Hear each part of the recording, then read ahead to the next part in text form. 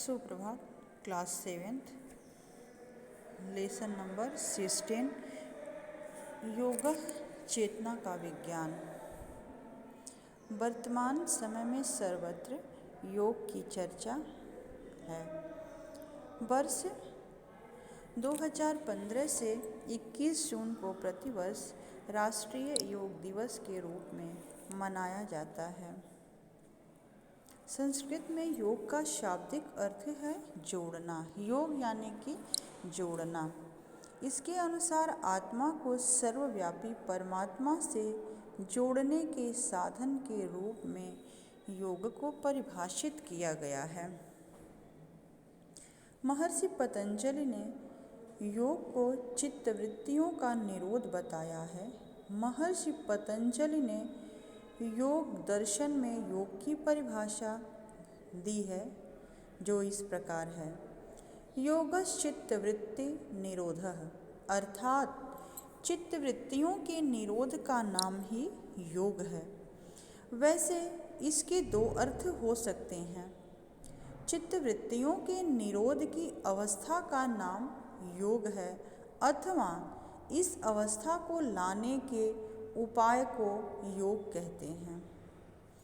भारत और नेपाल में एक ऐसी आत्मिक प्रक्रिया को योग कहते हैं जो शरीर और मन आत्मा को एक साथ लाने में काम करती है।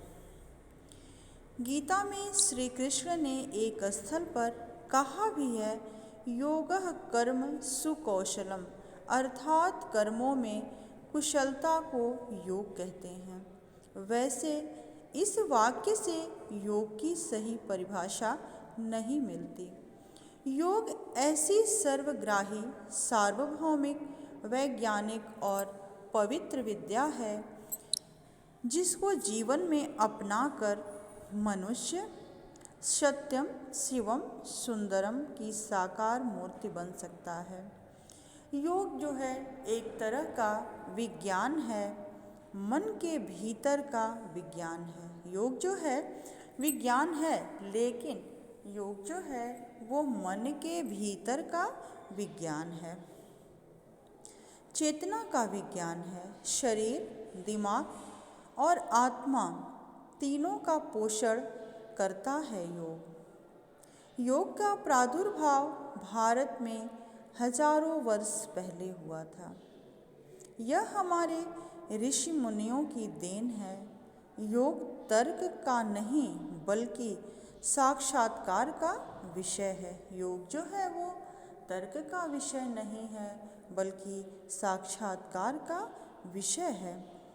इससे लोग तनाव मुक्त, व्याधि मुक्त, कष्ट मुक्त, स्वस्थ, संतुष्ट और श्रेष्ठ जीवन व्यतीत कर पाएंगे। आधुनिक चिकित्सा विज्ञान सहित औषधि विज्ञान की विभिन्न शाखाओं के विशेषज्ञों ने योग निवारण, रोगों से रक्षा करने के लिए स्वास्थ्य के प्रति लोगों को प्रोत्साहित करने में इन विधियों की भूमिका की सराहना की है। यानी कि योग से मनुष्य का शरीर, मन और आत्मा सब स्वस्थ रहता है। और वर्ष 1915 से ही 21 जून को प्रतिवर्ष हम लोग योग दिवस के रूप में मनाते हैं। बल्कि राष्ट्र में ही नहीं, अंतर्राष्ट्रीय यानी कि पूरा विश्व जो है 21 जून को योग दिवस के रूप में मनाता है। धन्यवाद।